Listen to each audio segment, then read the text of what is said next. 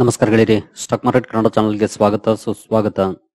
ಗೆಳೆಯರಿ, ಒಂದು ವಾರದ ನಂತರ ನಾನು ಮತ್ತೆ ಸಿಗ್ತಾ ಇದ್ದೀನಿ. ಇವತ್ತಿನ ವಿಡಿಯೋದಲ್ಲಿ ಅಥವಾ ಈಗಿನ ಈ ವಿಡಿಯೋದಲ್ಲಿ ನಾನು ಯಾಕೆ ಒಂದು ವಾರ ವಿಡಿಯೋ ಮಾಡಕ್ ಆಗ್ಲಿಲ್ಲ ಅನ್ನೋದ್ರ ಬಗ್ಗೆ ತಿಳಿಸ್ಕೊಡ್ತಾ ಇದ್ದೀನಿ. ಜೊತೆಗೆ ನಾನು ನಿನ್ನೆ ಕಮ್ಯುನಿಟಿ ಟ್ಯಾಬ್ ಅಲ್ಲಿ ಒಂದು ಅಪ್ಡೇಟ್ ಅನ್ನ ಕೊಟ್ಟಿದ್ದೆ ತರಬೇತಿ ಕಾರ್ಯಕ್ರಮದ ಬಗ್ಗೆ. ಅದಕ್ಕೆ ಸಾಕಷ್ಟು ಇಮೇಲ್ಗಳು ಬಂದಿದೆ. ಸುಮಾರು ಜನರಿಗೆ ರಿಪ್ಲೈ ಮಾಡಿದ್ದೀನಿ, ಇನ್ನೂ ಒಂದಷ್ಟು ಜನರಿಗೆ ರಿಪ್ಲೈ ಮಾಡಕ್ ಆಗಿಲ್ಲ. ಖಂಡಿತ ಎಲ್ರಿಗೂ ಕೂಡ ರಿಪ್ಲೈ ಮಾಡ್ತೀನಿ. ಈಗಾಗಲೇ ಒಂದಷ್ಟು ಜನ ಸೇರ್ಕೊಂಡಿದ್ದೀರಿ ಕೂಡ, ನೋಡೋಣ. ಹಾಗೆ ಎಸ್ಪೆಷಲಿ ನಿನ್ನೆ ಈ ವಿಷಯದ ಬಗ್ಗೆ ತಿಳಿಸಿದ ಮೇಲೆ ಸಾಕಷ್ಟು ಪ್ರಶ್ನೆಗಳು ಬಂದಿದ್ದಾವೆ. ನೀವು ಹಾಗಾದ್ರೆ ಯೂಟ್ಯೂಬ್ ಅಲ್ಲಿ ಇನ್ ಮುಂದೆ ವಿಡಿಯೋಗಳನ್ನ ಮಾಡೋದಿಲ್ವಾ? ಯಾಕೆ ನೀವು ಈ ರೀತಿ ಬದಲಾದ್ರಿ? ಒಂದ್ ವಾರ ರಜೆ ತಗೊಂಡಿದ್ದದೇ ಕಾರಣಕ್ಕ? ಈ ರೀತಿ ಸಾಕಷ್ಟು ಪ್ರಶ್ನೆಗಳು ಬಂದಿದ್ದಾವೆ. ಆ ಎಲ್ಲ ಪ್ರಶ್ನೆಗಳಿಗೆ ನಾನು ಈಗಿನ ವಿಡಿಯೋದಲ್ಲಿ ಉತ್ತರವನ್ನ ಕೊಡ್ತಾ ಇದ್ದೀನಿ. ಮೊದಲಿಗೆ ಒಂದು ವಿಷಯನ ಕ್ಲಾರಿಫೈ ಮಾಡ್ತೀನಿ. ಅದೇನಂತಂದ್ರೆ, ಖಂಡಿತ ಯೂಟ್ಯೂಬ್ ಅಲ್ಲಿ ವಿಡಿಯೋಗಳು ಬರುತ್ತೆ. ನಾನು ವಿಡಿಯೋ ಮಾಡೋದನ್ನ ನಿಲ್ಲಿಸ್ತಾ ಇಲ್ಲ. ಬಹುಶಃ ತುಂಬಾ ಜನರಿಗೆ ಸಮಾಧಾನ ಆಗಿರುತ್ತೆ. ನಿಲ್ಸುವಂತ ಯಾವುದೇ ಯೋಜನೆ ಕೂಡ ನನ್ ಮುಂದೆ ಇಲ್ಲ. ಅದ್ರ ಬಗ್ಗೆ ತಲೆ ಕೆಡಿಸ್ಕೊಳಕ್ ಹೋಗ್ಬೇಡಿ. ಆದ್ರೆ ಇಲ್ಲಿ ಕೆಲವೊಂದು ಸಮಸ್ಯೆಗಳಿದೆ, ಅದನ್ನ ನಿಮ್ಗೆ ತಿಳಿಸ್ಕೊಡ್ತೀನಿ. ಮೊದಲಿಗೆ ನಾನು ಯಾಕೆ ಒಂದ್ ವಾರ ವಿಡಿಯೋ ಮಾಡಕ್ ಆಗ್ಲಿಲ್ಲ ಇದ್ರ ಬಗ್ಗೆ ತಿಳಿಸ್ಕೊಡ್ತೀನಿ. ಅದು ಯಾಕೆ ಅಂತಂದ್ರೆ, ಕೆಲವೊಂದು ರೂಲ್ಸ್ ಅಂಡ್ ರೆಗ್ಯುಲೇಷನ್ಸ್ ನ ಕಾರಣಕ್ಕೆ. ಏನಪ್ಪ ರೂಲ್ಸ್ ಅಂಡ್ ರೆಗ್ಯುಲೇಷನ್ಸ್? ಇಷ್ಟ ದಿನ ಇಲ್ಲದ್ದು ಈಗ ಯಾಕೆ ಬಂತು ಅಂತ ನಿಮ್ಗೆ ಅನ್ನಿಸ್ತಿರಬಹುದು. ಆ ರೂಲ್ಸ್ ಗಳಿಗೆ ಹೋಗೋದಕ್ಕೆ ಮುಂಚೆ ನಾನು ಇನ್ನೊಂದು ವಿಷಯವನ್ನ ತಿಳಿಸ್ಲಿಕ್ಕೆ ಬಯಸ್ತೀನಿ. ಅದೇನಂದ್ರೆ, ನಾವು ತರಬೇತಿ ಕಾರ್ಯಕ್ರಮ ಆಯೋಜನೆ ಮಾಡ್ತಾ ಇರೋದಕ್ಕೂ ಒಂದು ವಾರದಿಂದ ವಿಡಿಯೋ ಬಂದಿಲ್ಲದೆ ಇರೋದಕ್ಕೂ ಎರಡಕ್ಕೂ ಒಂದಕ್ಕೊಂದು ಸಂಬಂಧ ಇಲ್ಲವೇ ಇಲ್ಲ. ಯಾಕಂದ್ರೆ ಇದನ್ನ ಕಳೆದ ಮೂರುವರೆ ತಿಂಗಳಿಂದ ಪ್ಲಾನ್ ಮಾಡಿ ನಾವು ಈಗ ಅನೌನ್ಸ್ ಮಾಡಿರೋ ಅಂತದ್ದು. ಅದಕ್ಕೂ ಸಂಬಂಧನೇ ಇಲ್ಲ. ಬಟ್ ತುಂಬಾ ಜನ ಅದನ್ನ ಲಿಂಕ್ ಮಾಡ್ತಿದ್ದೀರಿ. ನೋ, ಅದನ್ನ ಲಿಂಕ್ ಮಾಡಕ್ ಹೋಗ್ಬೇಡಿ. ಹಾಗೆ ಇನ್ನು ಕೆಲವರು ಬೇರೆ ಯಾರಾದ್ರೂ ಕಾರಣನ ನೀವು ವಿಡಿಯೋ ಮಾಡದೇ ಇರೋದಕ್ಕೆ ಅನ್ನುವಂತ ಪ್ರಶ್ನೆಯನ್ನು ಕೂಡ ಮಾಡಿದಿರಿ. ಖಂಡಿತ ಯಾರು ಅಲ್ಲ. ಯಾರನ್ನು ದೂಷಿಸೋದಕ್ಕೆ ನಾನು ಬಯಸೋದಿಲ್ಲ. ಯಾಕಂದ್ರೆ ಅವ್ರು ಯಾರು ಅಲ್ಲ. ಹಾಗಾಗಿ ಅಲ್ಲದೆ ಇರೋರನ್ನ ನಾನು ಯಾಕೆ ದೂಷಿಸ್ಲಿ, ಯಾರೇ ಆಗಿದ್ರು ಕೂಡ.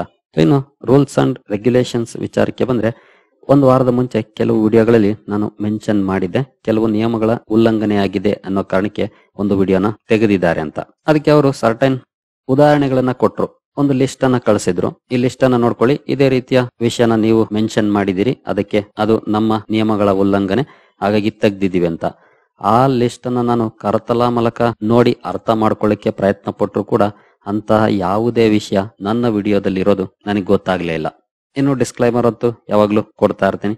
ಅದು ಮೇಜರ್ ಆಗಿರುವಂತ ಒಂದು ವಿಷಯ. ಆ ನಂತರ 3 ದಿನ ಆದ್ಮೇಲೆ ಇನ್ನೂ ಒಂದು ಅದೇ ರೀತಿ ಆಯ್ತು. ಇನ್ನೂ ಒಂದು ವಿಡಿಯೋ ತೆಗೆದಾಕ್ತು ಯೂಟ್ಯೂಬ್. ಆಗ ಮೊದಲನೇ ಸಲ ಜಸ್ಟ್ ನೀವು ರೂಲ್ಸ್ ಉಲ್ಲಂಘನೆ ಮಾಡಿದ್ದೀರಿ ಅಂತ ಎಚ್ಚರಿಕೆಯನ್ನ ಕೊಟ್ಟಿತ್ತು. 2ನೇ ಸಲ ಒಂದು ವಾರ ವಿಡಿಯೋ ಹಾಕೋದನ್ನ ಬ್ಲಾಕ್ ಮಾಡಿದ್ರು.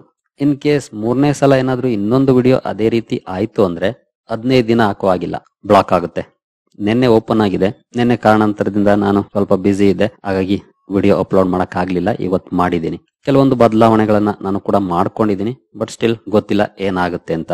ಈ ಎಚ್ಚರಿಕೆ ಬಂದ ನಂತರನೇ ನಾವು ವಾಟ್ಸಪ್ ಚಾನಲ್ ನ ಕ್ರಿಯೇಟ್ ಮಾಡಿದ್ದು. ಯಾಕಂದ್ರೆ ನನಗೆ 5 ವರ್ಷದಿಂದ ಅವಶ್ಯಕತೆ ಇಲ್ಲ ಅನ್ಸಿತ್ತು. 5 ವರ್ಷದಿಂದ ಮಾಡದೇ ಇಲ್ದಿರೋನು ಇವಾಗ ಯಾಕೆ ಮಾಡ್ತೀನಿ ಹೇಳಿ? ತುಂಬಾ ಜನ ನೀವೇ ಕೇಳ್ಕೊಂಡಿದ್ರಿ, ಟೆಲಿಗ್ರಾಮ್ ಮಾಡಿ, ವಾಟ್ಸಪ್ ಚಾನಲ್ ಮಾಡಿ ಅಂತ. ಬಟ್ ನಾನು ಯಾವಾಗ್ಲೂ ಮಾಡ್ಕೊಂಡಿರ್ಲಿಲ್ಲ.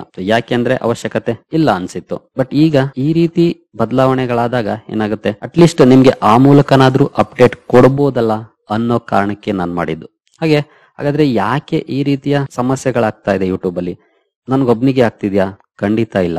ನನ್ನಂತ ಸಾವಿರಾರು ಜನರಿಗೆ ಸಮಸ್ಯೆಗಳಾಗ್ತಾ ಇದೆ ಇತ್ತೀಚಿನ ದಿನಗಳಲ್ಲಿ. ಸಾವಿರಾರು ಅನ್ನೋದಕ್ಕಿಂತ ಲಕ್ಷಾಂತರ ಅಂತ ಹೇಳ್ಬೋದು. ಯಾಕೆ ಈ ರೀತಿ ಆಗ್ತಾ ಇದೆ ಅಂತಂದ್ರೆ, ಯೂಟ್ಯೂಬ್ ದೊಡ್ಡ ಮಟ್ಟದಲ್ಲಿ ಅಡ್ವಾನ್ಸ್ಡ್ AI ಅಡಾಪ್ಷನ್ ಅನ್ನ ಮಾಡ್ಕೊಂಡಿದೆ.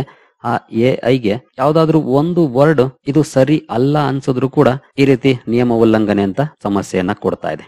ನಾವು ಜಸ್ಟ್ ಸಣ್ಣವರಷ್ಟೇ. ಆದ್ರೆ ಮಿಲಿಯಗಟ್ಟಲೆ ಫಾಲೋವರ್ಸ್ ಇರುವಂತ ಚಾನೆಲ್ಗಳು ಏಕಾಏಕಿ ಡಿಲೀಟ್ ಆಗೋಗಿದ್ದಾವೆ. ವಾರ್ನಿಂಗ್ ಇಲ್ಲ, ಏನಿಲ್ಲ, ಏಕಾಏಕಿ ಡಿಲೀಟ್ ಆಗೋಗ್ಬಿಟ್ಟಿದ್ದಾವೆ. ಅವ್ರಿಗೆ ಗೊತ್ತಿಲ್ಲ ಯಾಕೆ ಡಿಲೀಟ್ ಆಗಿದ್ದಾವೆ ಅಥವಾ ಯಾಕೆ ನಾನೇನ್ ತಪ್ಪು ಮಾಡಿದೆ ಅಂತ. ಮಾರ್ಕೆಟ್ಗೆ ಸಂಬಂಧಪಟ್ಟಂತವು ಅಂತಲ್ಲ, ಜನರಲ್ ಆಗಿ ಕವರ್ ಮಾಡುವಂತ ಚಾನೆಲ್ಗಳಿಗೂ ಕೂಡ ಈ ರೀತಿಯ ಸಮಸ್ಯೆಗಳಾಗಿದೆ. Because of artificial intelligence adapt ಮಾಡ್ಕೊಂಡಿರೋದು ಕೆಲವೊಂದು ವರ್ಡ್ಸ್ ಅನ್ನ ಅದು ಐಡೆಂಟಿಫೈ ಮಾಡಿ ಈ ರೀತಿ ಕಂಟೆಂಟ್ ಕ್ರಿಯೇಟರ್ಸ್ಗೆ ಸಮಸ್ಯೆಯನ್ನ ಸೃಷ್ಟಿ ಮಾಡ್ತಾ ಇದೆ. ಹಾಗೆ ನೀವು ಈಗಂದಾಗ ಹೇಳ್ಬೋದು, ಹಾಗಾದ್ರೆ ನೀವು ಇನ್ನೊಂದು ಹೊಸ ಚಾನಲ್ ಮಾಡಿ ಯಾಕೆ ಅಪ್ಡೇಟ್ ಗಳನ್ನ ಕೊಡಬಾರ್ದು ಅಂತ. ಅದು ಕೂಡ ಅಗೇನ್ ನಿಯಮಗಳ ಉಲ್ಲಂಘನೆ ಆಗುತ್ತೆ. ಸರ್ಕಮ್ವೆನ್ಷನ್ ಪಾಲಿಸಿ ಅಂತ ಇದೆ. ಇನ್ ಕೇಸ್ ನಾವು ಈ ರೀತಿ ಏನಾದ್ರೂ ಮಾಡಕ್ಕೋದ್ರೆ ಅದನ್ನು ಕೂಡ ಐಡೆಂಟಿಫೈ ಮಾಡುತ್ತೆ AI. ಆಗೇನ್ ಮಾಡುತ್ತೆ, ನಮಗೆ ಸಂಬಂಧಪಟ್ಟ ಎಲ್ಲ ಚಾನೆಲ್ಗಳನ್ನು ಕೂಡ ತೆಗೆದಾಕುತ್ತೆ. ಹಾಗಾಗಿ ಈ ಎಲ್ಲ ಸಮಸ್ಯೆಗಳ ಕಾರಣಕ್ಕೇನೆ ಕಳೆದ ಒಂದು ವಾರದಿಂದ ಯಾವ್ದು ವಿಡಿಯೋನ ನಾನು ಕವರ್ ಮಾಡಕ್ಕಾಗಿಲ್ಲ. ಈವನ್ ಕಮ್ಯುನಿಟಿ ಟ್ಯಾಬ್ ಅಲ್ಲಿ ಮಾಹಿತಿಯನ್ನ ತಿಳಿಸ್ಲಿಕ್ಕೂ ಕೂಡ ಅವಕಾಶ ಇರೋದಿಲ್ಲ ಇಲ್ಲಿ. ಇದು ಮೇಜರ್ ಆಗಿ ಆಗಿರುವಂತ ಸಮಸ್ಯೆ. ನಾನು ವಿಡಿಯೋನ ಮಾಡದೇ ಇರ್ಲಿಕ್ಕೆ ಬೇರೆ ಏನು ಕಾರಣ ಇಲ್ಲ, ನಾನು ಹೇಳ್ಕೊಳಕ್ ಹೋಗ್ಲಿಲ್ಲ ಅಷ್ಟೇ.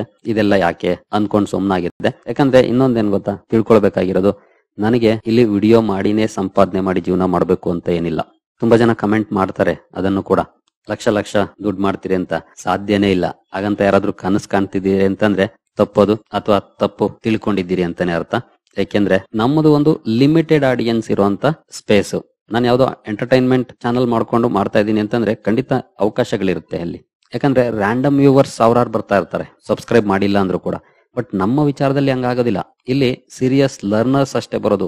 82,000 ಸಬ್ಸ್ಕ್ರೈಬರ್ ಇದೆ ಅಂದ ತಕ್ಷಣ ಡೈಲಿ 82,000 ವ್ಯೂಸ್ ಬರೋದೇ ಇಲ್ಲ. ನೀವು ನೋಡಿರ್ತೀರಿ, ಡೈಲಿ ವಿಡಿಯೋಸ್ ಹಾಕದಂತ ಸಂದರ್ಭದಲ್ಲಿ 5,000 6,000 ವ್ಯೂಸ್ ಇರುತ್ತೆ, 20-25,000 ಟೋಟಲ್ ವ್ಯೂಸ್ ಇರುತ್ತೆ ಡೈಲಿ. ಲಕ್ಷಾಂತರ ರೂಪಾಯಿ ಎಲ್ಲ ಆಗುತ್ತೆ ಹೇಳಿ. ಸುಮ್ನೆ ಹೇಳಲಿಕ್ಕೆ ಅಷ್ಟೇ ಅದು. ಜೊತೆಗೆ ನಾನು ಈ ಹಿಂದೆ ಕೂಡ ಹೇಳಿದ್ದೀನಿ, ಮಾರ್ಕೆಟ್ಗೆ ಸಂಬಂಧಪಟ್ಟಂತೆ ನಾನು ವಿಡಿಯೋ ಮಾಡಿನೇ ಸಂಪಾದನೆ ಮಾಡ್ಬೇಕು ಅನ್ನೋದೇನಿಲ್ಲ.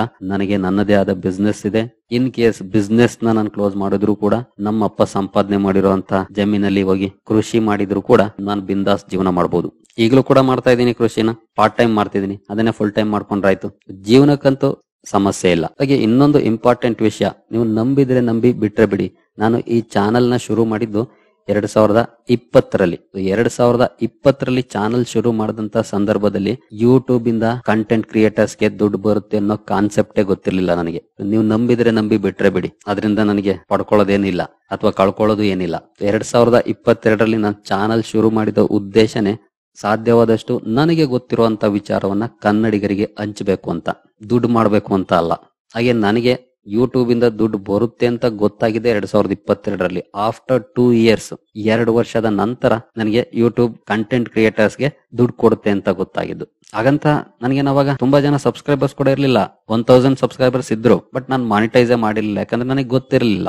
ಇಮಿಡಿಯೇಟ್ಲಿ ನನಗೆ ಗೊತ್ತಾದ ನಂತರ ಏನು ಮಾನಿಟೈಸೇಷನ್ ಪ್ರೊಸೀಜರ್ ಎಲ್ಲಾನು ತಿಳ್ಕೊಂಡು ಮಾಡ್ಕೊಂಡಿದ್ದು. 2022 ಅರೌಂಡ್ ನವೆಂಬರ್ ಅಲ್ಲಿ, ಅಂದ್ರೆ ನಾನ್ ಚಾನಲ್ ಸ್ಟಾರ್ಟ್ ಮಾಡಿದ್ದು ಜುಲೈ 2020ರಲ್ಲಿ, ಮಾನಿಟೈಸ್ ಆಗಿದ್ದು ನವೆಂಬರ್ 2022ರಲ್ಲಿ. 2 ವರ್ಷಕ್ಕಿಂತ ಜಾಸ್ತಿ. ಯಾಕಂದ್ರೆ ನನಗೆ ಕಾನ್ಸೆಪ್ಟೇ ಗೊತ್ತಿರ್ಲಿಲ್ವಲ್ಲ, ಸುಮ್ನೆ ವಿಡಿಯೋಗಳನ್ನ ಮಾಡ್ತಾ ಇದ್ದೆ. ಆಮೇಲೆ ನಿಮ್ಗೆಲ್ರಿಗೂ ಗೊತ್ತಿರೋ ಹಾಗೆ ಮನುಷ್ಯ ಸಹಜ ಗುಣ, ಅದರಲ್ಲೇನು ನನಗೆ ಹಿಂಜರಿಕೆ ಇಲ್ಲ. ದುಡ್ಡು ಬರುತ್ತೆ ಅಂದಾಗ ಸ್ವಲ್ಪ ಸೀರಿಯಸ್ನೆಸ್ ಬರುತ್ತೆ. ಅದೇ ರೀತಿ ಸೀರಿಯಸ್ನೆಸ್ ಅಲ್ಲಿಂದ ನನಗೂ ಕೂಡ ಬಂತು. ಅದನ್ನ ನಾನು ಒಪ್ಕೋತೀನಿ, ಅದು ಫ್ಯಾಕ್ಟ್. ಅದನ್ನ ಚೇಂಜ್ ಮಾಡಕ್ ಆಗೋದಿಲ್ಲ ಯಾರುನು. ಅಲ್ಲಿವರೆಗೂ ರ್ಯಾಂಡಮ್ ಆಗಿ ವೀಕ್ಲಿ 1, 2, 3, ಕೆಲವೊಂದ್ಸಲ ವಾರಕ್ಕೊಂದು ವಿಡಿಯೋಗಳು ಬರ್ತಿದ್ದವು. ರೆಗ್ಯುಲರ್ ಆಗಿ ಬರಕ್ ಶುರುವಾದವು. ಅಲ್ಲಿಂದ ಮುಂದಕ್ಕೆ ಅದು ಇಲ್ಲಿವರೆಗೂ ಕಂಟಿನ್ಯೂ ಆಯ್ತು.